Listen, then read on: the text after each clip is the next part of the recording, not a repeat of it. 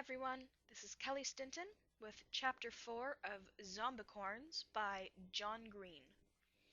Chapter 4. I kept a count up to 1,000. Killing Z's is easy, but killing 1,000 of them without getting Z'd up yourself is widely considered a mark of success. In other words, if only 30,000 people were as good at completing Z's as I am, our stupid species would have survived. The main reason I do it now is not for humans. We're finished.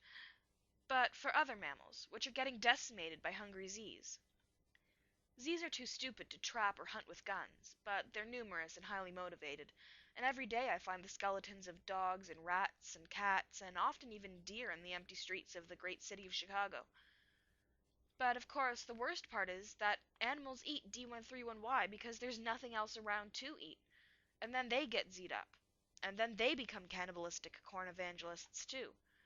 I never thought before all this that evangelism was itself mimetic, but it turns out that existence is just a sort of species-wide battle over who will define your desires, so that evangelism is inherent to the definition of humanness. And when there are no more humans left to convince that you were right, you will turn to the animals. And when there are no more animals, you'll turn to the trees.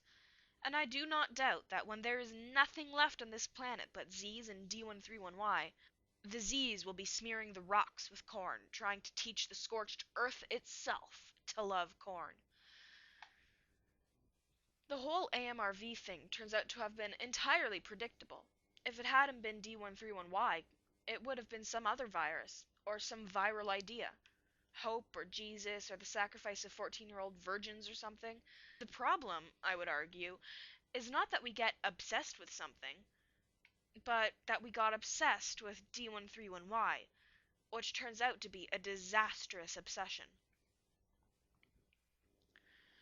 I've 6 bottles of wine left, and not a ton of water. This morning Mr. President went into the back room of this root cellar, which he and I have established as the bathroom. Sure, it smells bad, but raw sewage smells 1,000,000% better than the current surface of the United States. Anyway, Mr. President waddled into the bathroom. He's a beaglish mutt who is once overweight. The fat is gone, but the waddle endures. And I heard him peeing, and then he waddled back into the main room and nosed my leg, while I was trying to write. I looked down at him and he stared back at me, thick-lidded, and stuck out his tongue. The universal Mr. President sign for, I'm thirsty. He takes care of his hunger by eating mice. And it occurred to me, we use this valuable and rare uncontaminated water, Mr. President and I, and then we just pee it out. This water, so sacred, just turns into pee. I've decided I'll make a decision when I run out of wine. I'd hate to leave Mr. President as the thing. He couldn't make it without me. And between now and then, I'll just write. I'll tell you what I know of the awful disease the Z's contracted, and the awful disease it replaced. Alright, so that was Chapter 4. My name is Kelly Stinton. This has been Zombicorns by John Green.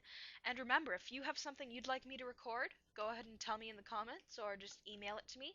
That is reading_wench@yahoo.com. Tell me what it is in the email or in the comments, and I'll get back to you with it. Alright, thank you guys. Love you. Bye.